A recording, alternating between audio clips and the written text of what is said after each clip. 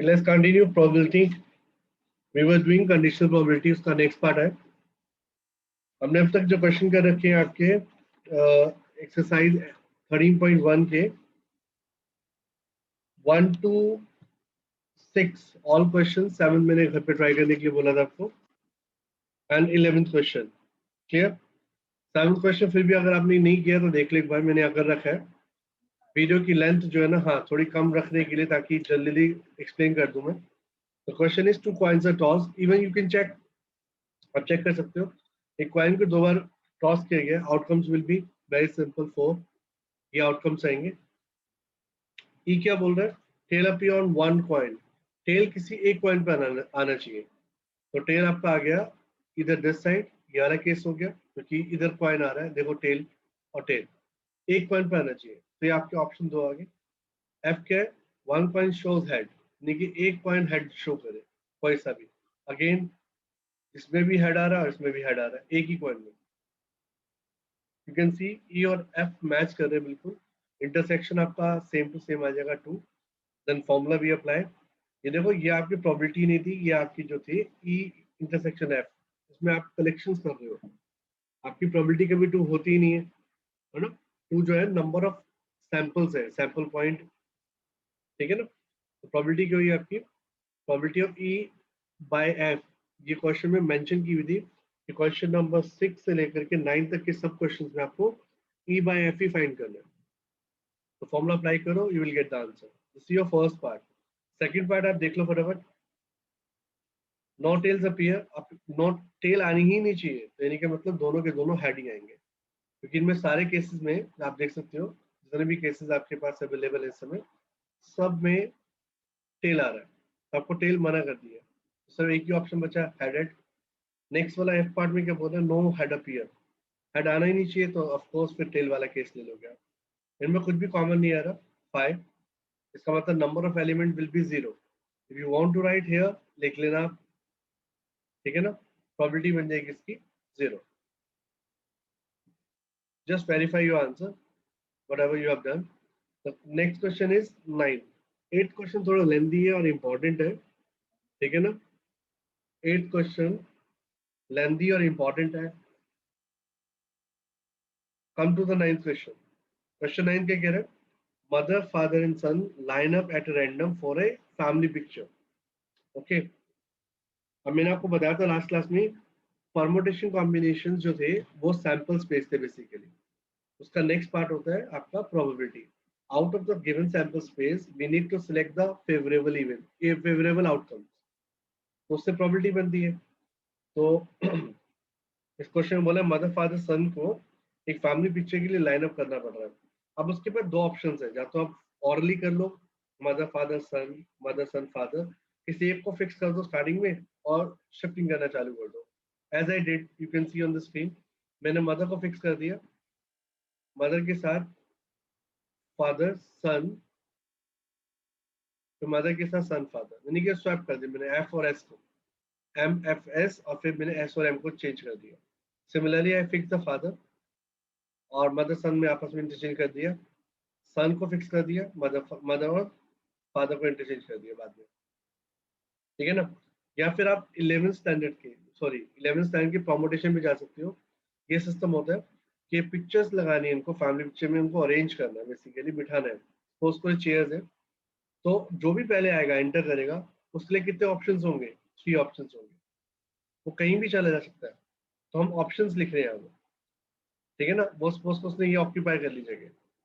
अब बाकी के लिए कितने ऑप्शन बचे? जो भी नेक्स्ट पर्सन आएगा 2 ऑप्शंस, 1 ऑप्शन, ठीक है ना। तो ये आपका फॉर्मूला बनता है 3 into 2 into 1। So number of total possible ways 6, और यहाँ पर 6 ही बने हुए देखो, ठीक है। अब प्रोबेबिलिटी किसकी निकालनी है वो देखो। सन ऑन द वन हैंड, ई दे रखा आपको, सन जो है एक सेट पे होना चाहिए। सन देखो कहाँ कहाँ है, ऐसा कौन कौन से ऑप्शन है हमारे जिसके अंदर सन वन एंड पे आ रहा है। एक तो ये रहा सन, देखो एक कॉर्नर पे, यहाँ भी सन एक कॉर्नर पे, ये भी एक सन एक कॉर्नर पे, इसमें भी सन एक कॉर्नर पे। तो total option you have 4। If you want to write it's okay, आपने लिखना है तो मस्ट राइट, मैं नहीं लिख रहा, ठीक है ना। फादर नेक्स्ट क्या है? F, sorry father in the middle, father बिल्कुल सेंटर में होने चाहिए। वो ऑप्शन कौन कौन से है वो भी चेक कर लेते हैं। फादर इन द मिडल, ये रहा आपका case. Father in the middle आपका केस है लास्ट वन, ठीक है ना। You can see M F S, और दूसरा केस आया एस एफ एम। मेरे ख्याल से ये लिख लेना चाहिए हमें, क्योंकि हमें फिर कॉमन निकालना है तो बेटर रहेगा मेरे लिए। तो फर्स्ट पार्ट जो था son on the one end, किसी भी एक साइड पे होना चाहिए, एस एम एफ और एस एफ एम, ये आपका था। तो कॉमन क्या है इसमें, you can see S F M, S F, ये वाला केस आ गया कॉमन, और ये भी कॉमन आ गया। Now you can solve this question. Two, ये भी टू आया हुआ। Now you can just apply the formula and get the answer, finish. Okay, this is your 9th question. Now come to the question number 8। Mark this question is important, ये question important है। Clear? ऐसा क्या है इसमें important नहीं, बहुत ज्यादा important नहीं है। अगर आपको 11th का बेस क्लियर नहीं है तो ये इंपॉर्टेंट आपके लिए डिफिकल्ट हो सकता है, अदरवाइज तो सिंपल है। कह रहा डाइस थ्रोन 3 टाइम्स, एक डाई को आप 3 टाइम्स थ्रो करोगे तो आपके आउटकम्स बनेंगे 216। और 216 सैंपल स्पेस लिखना, सैंपल्स को लिखना next to difficult for us. तो ये थोड़ा सा हमारा फॉर्मेटिकली चलेगा, टेक्निक से चलेगा question. We want to show तो कैलकुलेशन ज्यादा हो जाएगी, तो मैं दिखा देता हूँ कैलकुलेशन भी। क्या बोल रहे हैं, ई पार्ट के कह रहा है 4 appear on the third toss, third toss में 4 आना चाहिए। अब इसके जो आउटकम्स बनेंगे वो देखो, फर्स्ट डाई पे 1 आया, सेकंड पे भी 1 आया, 4, ये कलेक्शंस होंगे हमारी। और क्या हो सकता है, 1 2 4, मैंने 1 को फिक्स कर दिया, 1 3 4, 1 4 4। बेसिकली मुझे लास्ट में 4 चाहिए, बीच में कुछ भी आएगा चलेगा। तो ये पूरी सीरीज जो बनी, यू कैन सी 6 बने इसके अंदर टोटल। अभी और आएंगे 2 1 4, फिर सेम 2 2 4, ठीक है ना, ये भी 6 बन जाएंगे। ऐसे करते करते 3 1 4, 4 1 4, 5 1 4 and 6 1 4, and at the end 6 6 4। Total आपके 6 6 6 एंड 6 करते करते टोटल 36 हो जाएंगे। ठीक है ना, ये पूरा बनाना नहीं है, अपने रफली करना होता है, कर दिया मैंने। नेक्स्ट पार्ट जो एफ का आ रहा है वो क्या कह रहा है, 5 and 6 appear respectively on the first 2 tosses, यानी कि पहले 2 केसेस में आपको 6 और 5 ही होना चाहिए। अब यहाँ कुछ भी चलेगा, 1 2 3 4 5 and 6। इसके अलावा और कोई ऑप्शन हमें दिया ही नहीं है। फर्स्ट 2 केसेस बस बोल दिए कि 5 and 6 होना चाहिए। थर्ड केस में क्या होगा, थर्ड थ्रो में क्या होगा, उसको कवर, उसको देखना ही नहीं है, बस लिख दिया कवर। नाउ बेसिकली ई हमें फाइंड आउट करने के लिए जो बोला हुआ है, तो ई बाय एफ फाइंड आउट करने के लिए बोला है। अब उसके लिए क्या करना पड़ेगा, इंटरसेक्शन निकालना पड़ेगा।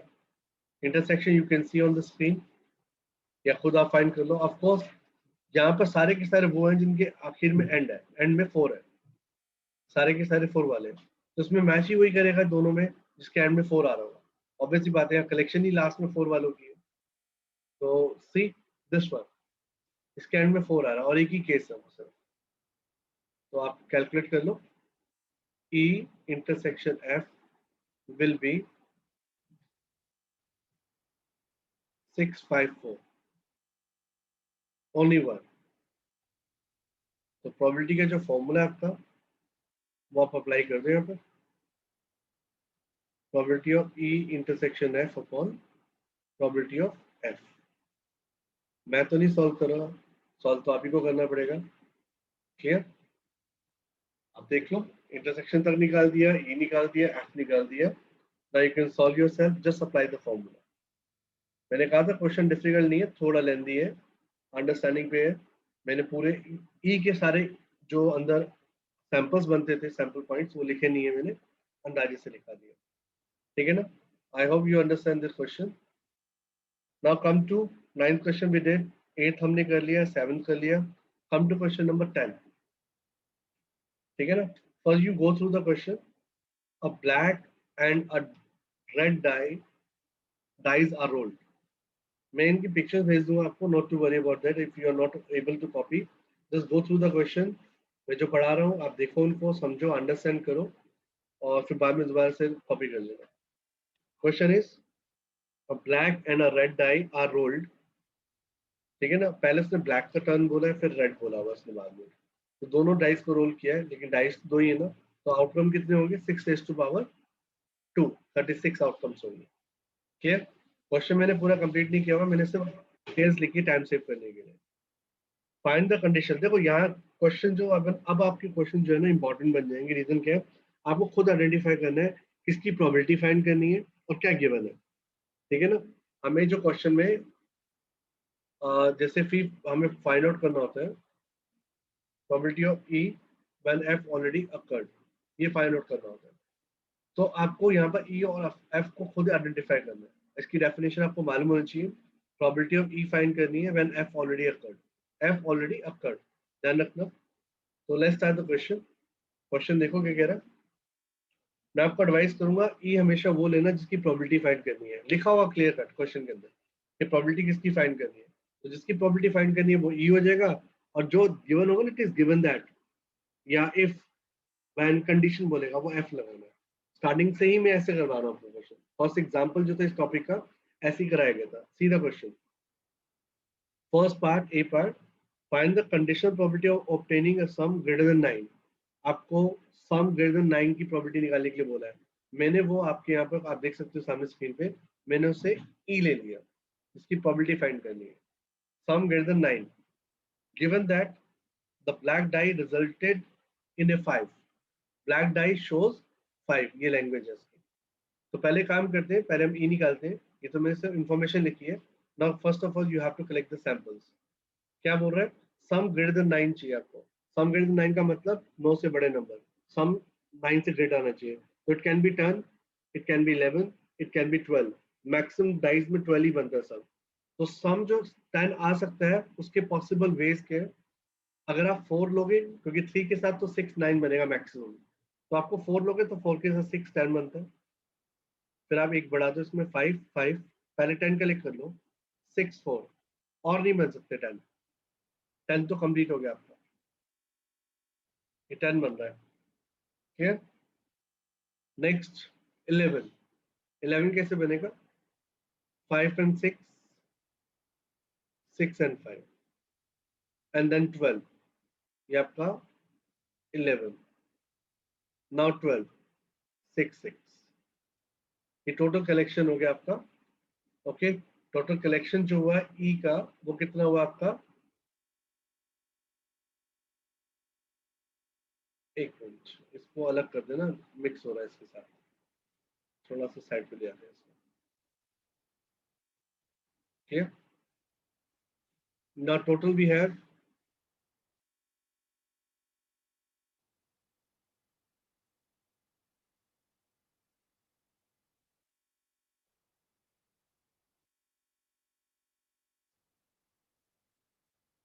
total we have 6 एलिमेंट, यहाँ पर 6 कलेक्शंस में हमारे, ठीक है ना। अब कम टू एफ, एफ क्या बोलता है हमारा, एफ बोल रहा black dye shows 5, black dye जो थी वो आगे वाली थी, और बाद वाली जो थी वो रेड थी आपकी, है ना। ये आगे पीछे करने में हिल गया सारा, सेकंड वाली डाई जो थी वो रेड थी, तो ब्लैक डाई पे 5 आना चाहिए, तो इसका मतलब 5 आगे की तरफ होगा, तो 5 1, 5 2, 5 3, 5 4, 5 5, एंड देन 5 6। टोटल आपके कितने कलेक्ट हुए, इसमें भी 6 कलेक्ट हो गए।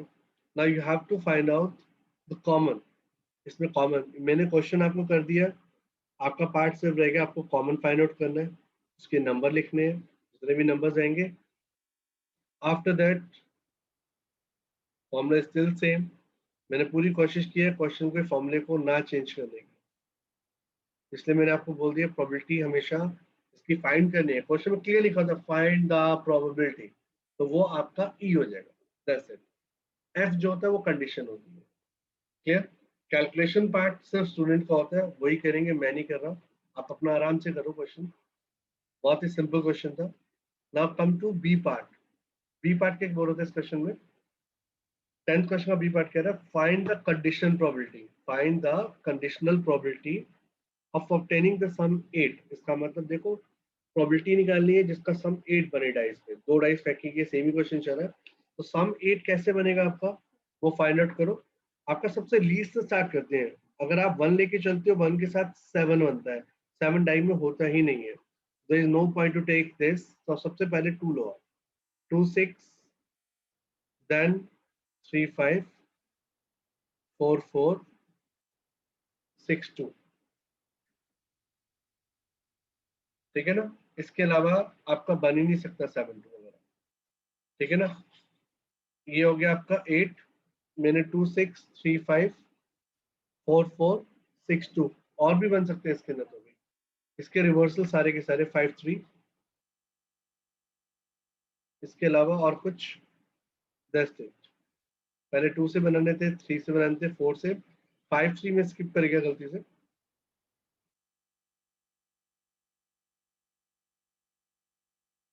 स्लो बोला मैंने। Now red die shows 4। Red die अगर आपको मालूम हो तो रेड डाई बार वाली थी, सेकंड वन थी। क्वेश्चन रीड करो क्या बोला, black and red die are rolled. तो आपका रेड बाद वाला है, उसमें बोला रेड डाई शोज 4। अगर रेड डाई 4 शो कर रही है तो ब्लैक तो कुछ भी हो सकता है। तो ये हो सकता है ब्लैक 1 और रेड डाई 4, ब्लैक 2 4 3 4, ब्लैक में हो सकता है 4 आए, रेड पे भी 4 5 4। आपको सिर्फ डिफरेंट एलिमेंट लिखने होते हैं, इसके अलावा डिफरेंट बना सकते हो तो जरूर बनाओ, most welcome. After that we need to find intersection and this is your work. Student का काम है ये, इनमें सिर्फ कॉमन ढूंढना।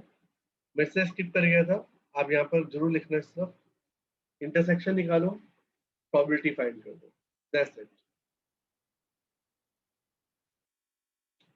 क्वेश्चन कहीं नहीं जा रहे, स्क्रीन पे ही है question, so not to worry about this. Copy कर सकते हो, बहुत फास्ट कर लो।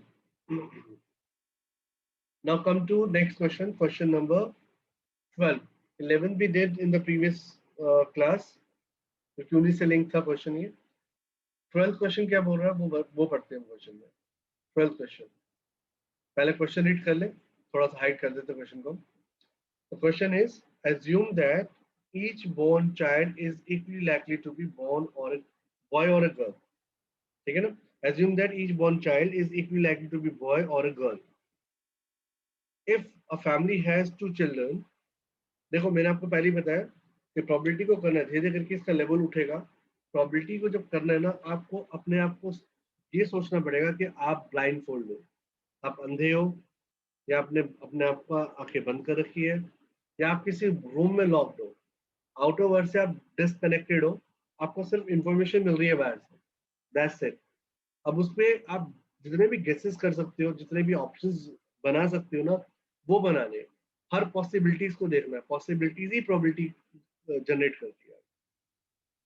अब वो कह रहा है कि एक फैमिली के दो बच्चे हैं, तो आप खुद सोचो वो दो बच्चे कैसे हो सकते हैं।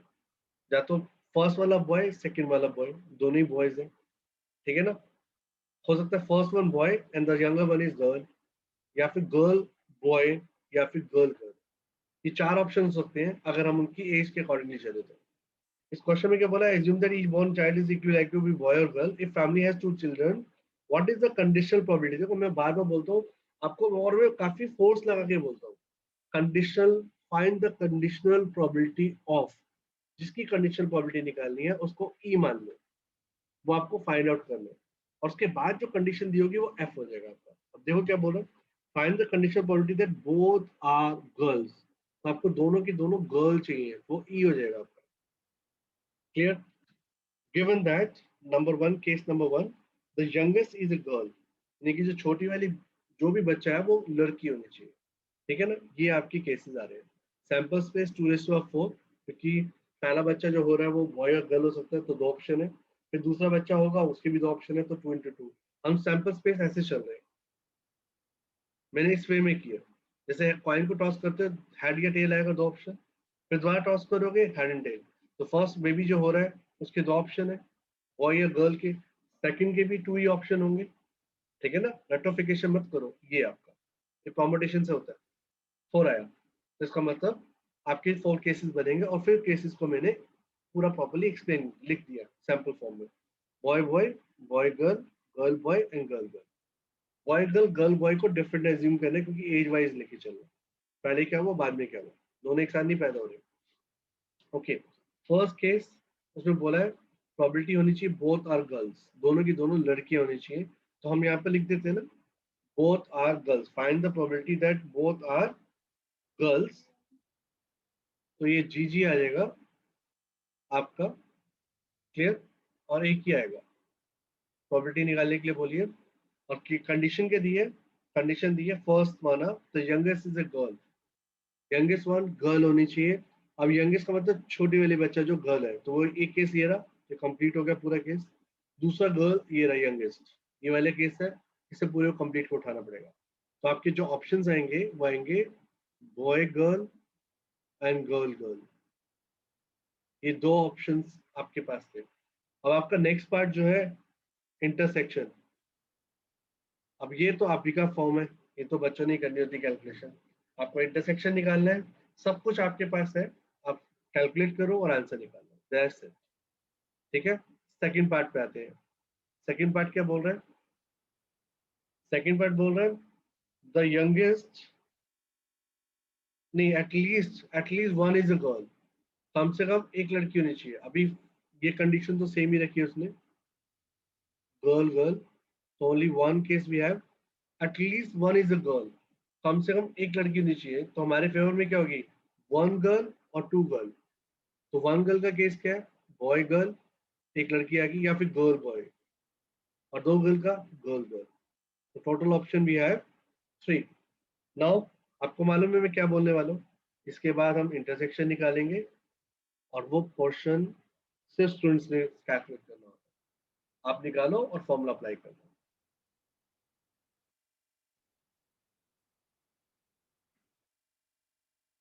Okay, this is your question. Next question is 13। Actually 13 question में क्वेश्चन आपको सिर्फ एक्सप्लेन करूंगा, जितना क्वेश्चन नॉर्मली करता हूँ वो भी नहीं करूंगा इस बार। तो मैं आपको खुद ही क्वेश्चन सॉल्व करना है। तो क्वेश्चन है क्या, एन इंस्ट्रक्टर है question bank consisting of 30 easy true false questions and 200 difficult true false questions, 500 easy multiple choice question and 400 difficult multiple choice question. ये क्वेश्चन बताया कि एक इंस्ट्रक्टर के पास कुल टोटल जो ट्रू फॉल्स के 300 इजी और 200 डिफिकल्ट क्वेश्चन है, टोटल 500 ये हो गए। उसके अलावा उसके एमसीक्यू है, इजी और डिफिकल्ट 500 400, ये उसके पास क्वेश्चंस अवेलेबल है। टोटल आप काउंट करोगे तो 500 1400 क्वेश्चंस अवेलेबल है। आगे चलते हैं। If a question is selected random from the question bank से एक क्वेश्चन को सिलेक्ट करना है, what is the probability it will be an easy question, what will be it will what will be the what will be an easy question given that it is a MCQ question। देखो इसमें बोला है कि probability निकालनी है easy question की, वो तो ई एज्यूम करना पड़ेगा आपको, और कंडीशन के गिवन है साथ में कि इट शुड बी एमसीक्यू। अब मैंने इसमें कुछ इन्फॉर्मेशन नहीं लिखी, मैं तो सिर्फ डिटेल्स डिटेल्स तुम्हारे सामने फिल करने वाला हूँ। ट्रू फॉल्स के इजी क्वेश्चन जो थे वो थे 300 टोटल, और डिफिकल्ट जो थे वो 200 थे। टोटल क्वेश्चन जो थे वो आपके थे 500 ट्रू फॉल्स के। अब आते हैं एमसीक्यू। एमसीक्यू की जो इजी क्वेश्चन है वो 500 है, डिफिकल्ट क्वेश्चन जो है 400 है। ये भी टोटल कितने हो गए आपके 900। अब इसका टोटल कितना बन गया 1400। आपको आउट ऑफ 1400 क्वेश्चन को सिलेक्ट करना है।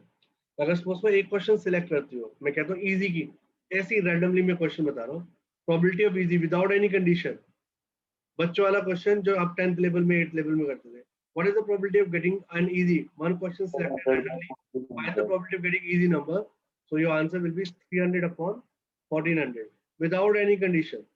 तो ऐसे कोई भी निकाल सकते हो डिफिकल्ट। सर पर एमसीक्यू के भी तो हाँ सॉरी, वो फिर टोटल 800 हो जाएंगे। अगर मैं बोलता ट्रू फॉल्स के तो 300 होता। अभी फिलहाल आपका टोटल मिलाकर के इजी क्वेश्चंस बनते हैं 800। तो आपकी जो प्रोबेबिलिटी बनेगी वो 800 अपॉन 1400। ये बेसिकली क्वेश्चन बताऊँ कहाँ थे? ये थे 8th या 9th स्टैंडर्ड में थे ऐसे क्वेश्चन। इनको ऐड करके लिखना ऐसे क्वेश्चन है, ठीक है ना। अभी फिलहाल कंडीशन के साथ है तो टाइम वेस्ट नहीं करते, कंडीशन को फोकस करते हैं। तो इस क्वेश्चन में find the probability of getting an easy question. तो इजी क्वेश्चन आपके पास अवेलेबल है कितने? वो है आपके पास 800। लेकिन मैं 800 को ऐसे डायरेक्ट नहीं लिख रहा, मैं प्रॉपरली 300 प्लस 500 लिख रहा हूँ, क्योंकि मुझे उसमें से इंटरसेक्शन निकालना है, ठीक है ना। वो नजर अभी आना चाहिए। अब एमसीक्यू प्रोबेबिलिटी क्या बोलिए? It is given that it is a multiple choice question. तो एमसीक्यू के जो क्वेश्चंस हैं वो आपके पास थे 500 एंड 400। ये क्वेश्चन है आपके पास एमसीक्यू। तो मैं एमसीक्यू भी डिटेल्ड में लिखूंगा पूरा, 500, 400, 900। अब आपको निकालना है इसका इंटरसेक्शन। इसका इंटरसेक्शन जो आपका आया, you can see on the screen, ये आ गया 500। बस इस क्वेश्चन में मैंने आपको और डिटेल में बता दिया 500। अब अगला क्वेश्चन तो आप ही का पार्ट है। आपके पास इंटरसेक्शन चाहिए, वो भी अवेलेबल है, टोटल भी अवेलेबल प्रोबेबिलिटी बनाने के लिए, और एफ भी अवेलेबल है जो अपॉन में लगेगा। तो your answer will be orally if you check 519 आने वाला है, क्योंकि इंटरसेक्शन अपॉन में एफ लगता है। Clear? This is one of the good question, but आप खुद कर सकते थे। अब क्वेश्चन नंबर 14 जो है, आई विल नॉट एक्सप्लेन, ठीक है ना। ये क्वेश्चन आप खुद ट्राई करोगे होमवर्क में। Mark 15 question is important and mark also question number 15 as important as example number 7। 15 question difficult नहीं है, बिल्कुल आसान क्वेश्चन है, लेकिन एग्जाम्पल नंबर 7 पे बेस्ड है। 7 वाला जो है वो बहुत इंपॉर्टेंट क्वेश्चन है। क्लियर? तो लेट्स स्टार्ट एग्जाम्पल नंबर 7। अच्छा 16 और क्वेश्चन नंबर 16 को मार्क करो। आजकल इस ऐसे क्वेश्चन के चांसेस साल आने के बहुत ज्यादा है। Question number 16 and question number 17, very important question based on MCQ और 1 मार्कर क्वेश्चन। ये क्वेश्चंस को ऐसे कुछ बिल्कुल भी छोड़ना नहीं है आपने, ठीक है ना। आपके 20 मार्क्स के क्वेश्चंस आने वाले। Now come to question number example number 7। Example 7 क्या बोल रहा है? Consider the experiment of tossing a coin. If the coin shows head, toss it again, but if it shows tails, then throw a die. ये आपके 11th में question थे जिसमें sample से बनाते थे। कॉइन को टॉस किया, अगर तो आया हेड तो उसको दोबारा से टॉस करना वंस। ये थोड़ा सा मिसिंग है इसमें। If the coin shows head, toss it again once. ये वंस होना चाहिए साथ में, एक ही बार चलेंगे। But if it shows tails, अगर टेल आता है, देन थ्रो अ डाई, तो डाई को थ्रो करेंगे। आप सैंपल स्पेस देख सकते हो कैसे बने हुए हैं। फिलहाल तो मैं बना के दिखा रहा हूँ। अगर मैंने कॉइन को टॉस किया, हेड आता है, तो मेरे को रुकना नहीं, दोबारा से टॉस करना है। तो इस हेड के साथ, ये हेड जो मैंने वापस कॉपी किया, इसके साथ जो बनेगा, दोबारा हेड आ सकता है, तो पूरा कंप्लीट आंसर आएगा हेड हेड। पहले मैंने टॉस किया, हेड आया, फिर टॉस किया तो हेड भी आ सकता है और टेल भी आ सकता है। ये क्वेश्चन हो गया। अगर सपोज करो टेल आता है, तो हमें इस बार डाई उछालनी है। तो डाई उछालेंगे तो आपके पास 6 ऑप्शन आते डाई के, वी नो दैट।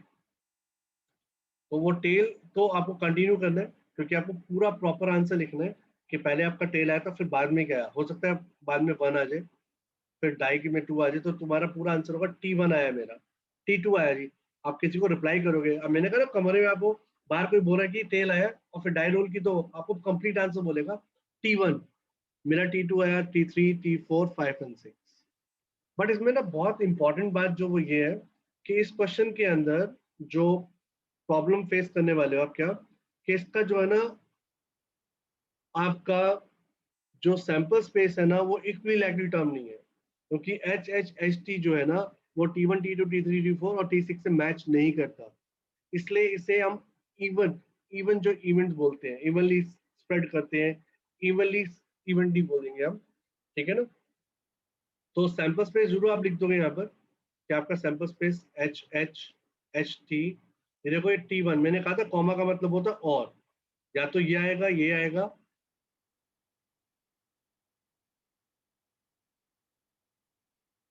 T3 आएगा, T4, T5, T6, ये आपके पास ऑप्शंस है, बट डोंट राइट 8 क्योंकि ये इक्विलैटरली नहीं है, इन्हें इक्विलैटरली नहीं बोलते क्योंकि ये एक इक्विलैटरली अलग है और ये अलग है, ये कहीं दूर दूर तक मैच नहीं करते। क्यों नहीं मैच करते मैं आपको बताता हूँ। देखो प्रोबेबिलिटी ऑफ एच एच, इसका मतलब होता है पहले हेड आया एंड फिर दोबारा से हेड आया, ये भी एक तरीका होता है निकालने का। तो हेड आने की प्रोबेबिलिटी होती है 1/2 और फिर दोबारा से हेड आने की प्रोबेबिलिटी होती है 1/2, तो 1/4 हुआ। तो सेम चीज आप करोगे तो वो आपका आंसर आएगा पी एच टी के लिए भी, पी एच टी के लिए भी सेम ही आंसर आएगा। क्यों? क्योंकि अगर आप, चलो मैं वो भी करके दिखाया, तो आपको एग्जाम में नहीं करना, बस ध्यान रखना, हम ना डायरेक्ट कर देते हैं हमेशा। मैं डिटेल में बताता हूँ, एच और फिर आएगा टेल, हेड आने की प्रोबेबिलिटी 1/2 होती है और टेल आने की प्रोबेबिलिटी भी 1/2 होती है। ठीक, ये आपका 1/4 हो गया। क्योंकि मैं बताता हूँ आपको, जब आप कॉइन को छालते हो, या तो हेड आता है या टेल आता है, ठीक है ना, या दो कॉइन को छालते हो तो head head head tail head और टेल टेल आता है। तो ये ऑप्शंस होते हैं। और आप देखो गौर से, अगर आप एक कॉइन को दो बार उछाल रहे हो तो आपके आउटकम्स आएंगे ये वाले, देखते हैं ना, टीटी। तो टोटल ऑप्शंस हो गए 4। प्रोबेबिलिटी ऑफ हेड आने की क्या होती है? हेड आने की प्रोबेबिलिटी होती है हमारी 1/4, टोटल 4 थे। अब इसको अगर अगर हम ऐसे करें जैसे मैंने आपको बताया, देखो ये भी 1/4 लेके आ रहा। आप अगर हेड टेल के लिए क्या होगे तो भी प्रोबेबिलिटी क्या होगी? 1/4, वो भी सेम है। देखो ये ब्रेक करके किया, हम ब्रेक करके नहीं करते, हम डायरेक्ट कर लेते हैं, ठीक है ना। तो लेट्स कंटिन्यू। सिमिलरली टेल 1, यहाँ पंगा होने वाला है, आपका प्रॉब्लम होने वाली है। T1, T2, T3, T4, T5, T6, क्योंकि हेड का, हेड टेल का डाइस से कोई लेना देना नहीं है, कोई लिंक नहीं है दूर दूर तक आपस में। तो इन प्रोबेबिलिटी को आपको अलग ही सेपरेट निकालना पड़ेगा। मुझे इसकी वजह से आपको ये तोड़ के समझाना पड़ा ताकि यहाँ कंसेप्ट क्लियर हो आपका, क्योंकि ये चीज पॉसिबल नहीं है हमारे लिए करना डायरेक्ट, क्योंकि दोनों मैच ही नहीं करते। हमने आज तक ऐसे क्वेश्चन किए नहीं। हमने प्रोमोटेशन जरूर की थी लेकिन हमने उनकी प्रोबेबिलिटी नहीं फाइंड की थी उसमें। तो इसको कैसे लिखेंगे? Probability of tail, probability of tail into probability of 1। तो प्रोबेबिलिटी ऑफ टेल आने की प्रोबेबिलिटी होती है 1/2, और किसी भी डाइज में 1 आने की प्रोबेबिलिटी होती है 1/6 होती है, तो 1/12। तो आपका ध्यान से PT1, PT2, PT3, PT6 1/12 आएगा, और H1, HH, HT, TH, TT अगर जरूरत पड़ी तो वो सारे के सारे 1/4 ही आएंगे। इसको मैंने 2 बार जो लिख के दिखा दिया, लेकिन मैंने नीचे नहीं लिखा।